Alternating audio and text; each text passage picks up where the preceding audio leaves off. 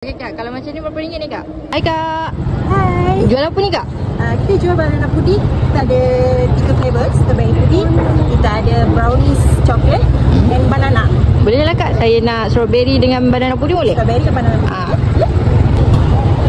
Strawberry pudding ni macam mana ni Kak? Strawberry pudding ni kita buat daripada pudding custard. Okey. Dan kita flavorkan ni dengan strawberry. Oh. Satu bekas macam ni berapa Kak?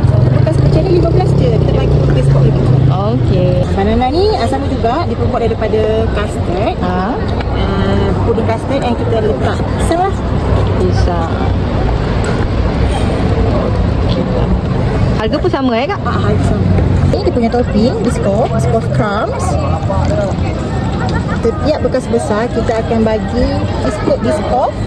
Kalau macam ni berapa ringgit ni Kak? Kalau macam ni, harga dia RM15 je 3 scoop. Okey Kak, terima kasih.